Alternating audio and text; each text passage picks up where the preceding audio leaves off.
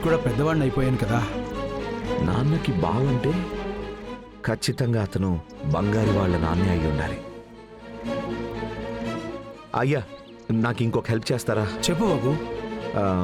మీరు నాతో రావాలయ్యా. ఎక్కడికి? ఇప్పుడు మీరు నాకు చెప్పిన విషయం మా ఇంటికి వచ్చి చెప్తారా అయ్యా? లేదు బాబు, నాకు ఇక్కడ చాలా పనుంది. అయ్యా ప్లీజ్ అయ్యా, ఇదిగోండి, ఇది పెట్టుకోండి. తీసుకోండి అయ్యా. ఎందుకు బాబు ఇదంతా? దయచేసి వచ్చి చెప్పండి అయ్యా ప్లీజ్. సరే మీరు వెళ్ళండి, నేను చొక్కా వేసుకుంటాను. థ్యాంక్స్ అయ్యా. వెళ్ళండి. రండి, సరే కూర్చోండి.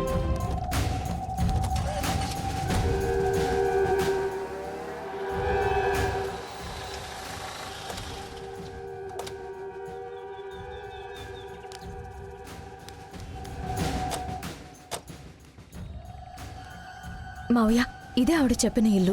ఓ మావయ్య వెళ్దాం.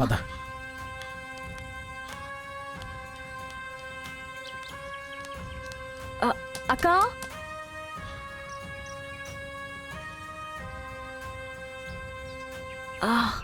అక్క, ఈ టైంలో ఎవరు?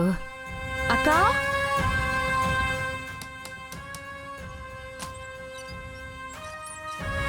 ఎవరమ్మా? ఇది సురేందర్ సార్ ఇల్లేనా? అవును, మీరు?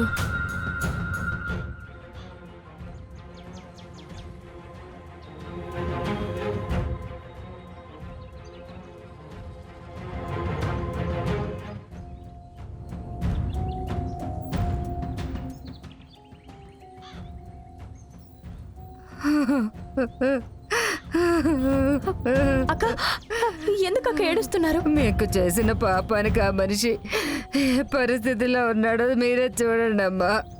రండి అమ్మా, రండి.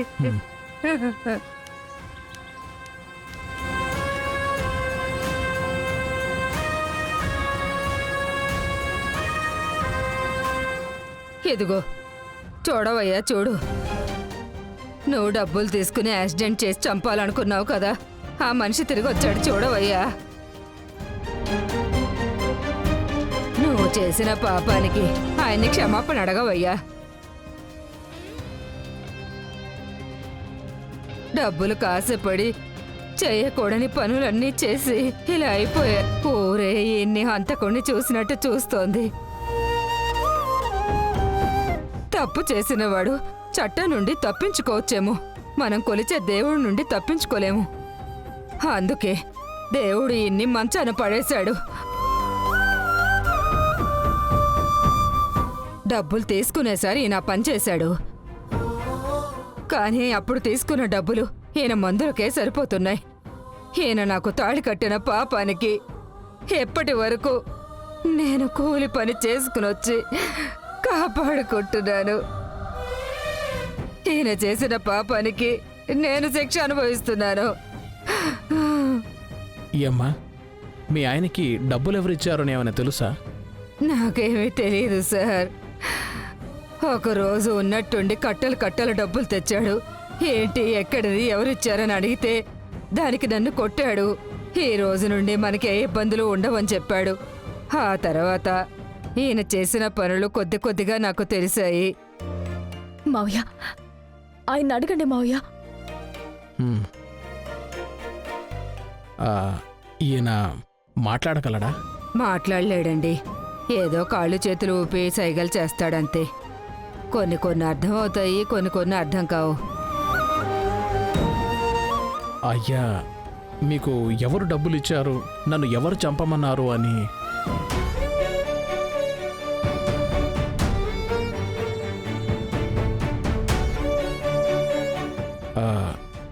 ఏదైనా రాసి చూపించగలరా? నాతో ఉన్న శేషారత్నం నా చెల్లెలి భర్త, ఆయనే నన్ను చంపమని చెప్పారా?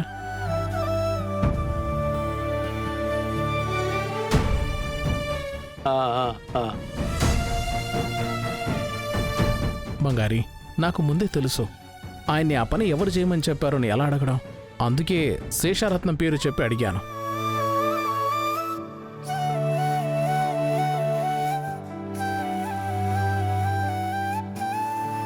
అలా అయితే మిమ్మల్ని ఎవరు చేయమన్నారు అని ఏమైనా చెప్పగలరా మీరు?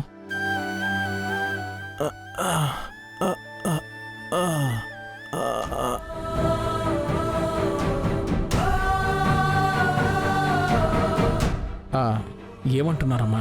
ఇలాగే అండి, అప్పుడప్పుడు ఇలా పక్క చేయి చూపించి ఏదో చెప్తాడు, కానీ ఏం చెప్తున్నాడో ఏం అర్థం కాదు.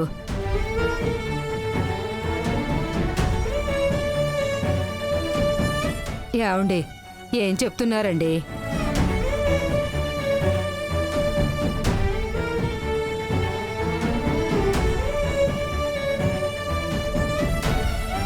బంగారి, దీనికి మించి ఈయనతో మాట్లాడి ప్రయోజనం లేదు. ఈయనకు నయం అయితేనే మనకి నిజమేంటో తెలుస్తుందనుకుంటాను. అమ్మా, ఏదైనా పేపర్ పెన్ ఉందా అమ్మా? ఉండండి, తెస్తాను. తీసుకురండి.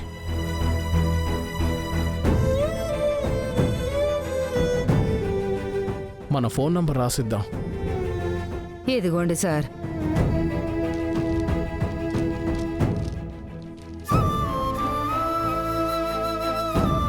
అమ్మా, ఇది నా ఫోన్ నంబర్. ఒకవేళ మీ ఆయన ఏమైనా చెప్పగలిగినా, ఎవరిని గుర్తుపట్టగలిగినా దయచేసి నాకు ఆ విషయం చెప్పండి అమ్మా. అలాగే సార్. బంగారి, ఏంటి బంగారి, మనిషి దొరికినా ఎవరన్నది తెలియలేదే. పర్లేదు మావయ్య, చూసుకుందాం. భగవంతుడు తప్పకుండా మనకొక దారి చూపిస్తాడు. సరే అమ్మా, మేము వస్తాము. మంచిది సార్. అయ్యా, వస్తాం. పదమ్మా.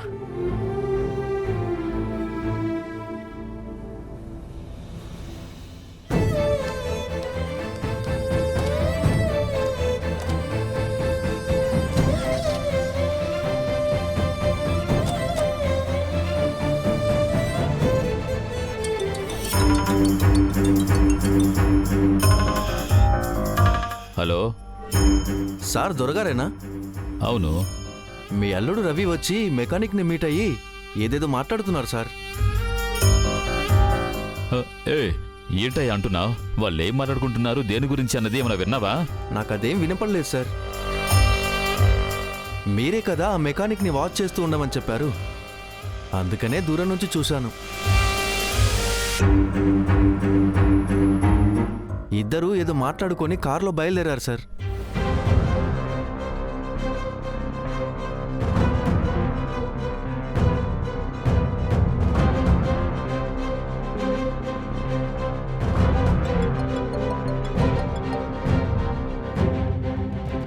ఏంటి దొరా, నీ చెల్లి కొడుకుతో ఏమైనా చెప్పావా? నీ చెల్లి కొడుకు కేసు వెనక్కి తీసుకోబోతున్నాడా లేదా? అన్నా, నువ్వొకడవన్నా. వాడికి నేను ఎంతగానో చెప్పాలని చూశాను, వాడు నా మాటే వినేటట్లేడు. వాడు వెళ్ళే స్పీడ్ చూస్తుంటే మనం ఎక్కడ ఇరుక్కుపోతామో అని భయమేస్తుంది. ఏమంటున్నావయ్యా? అవునన్నా, రవి ఆ మెకానిక్ని వెళ్ళి మీట్ అయ్యాడంట. మెకానిక్నా?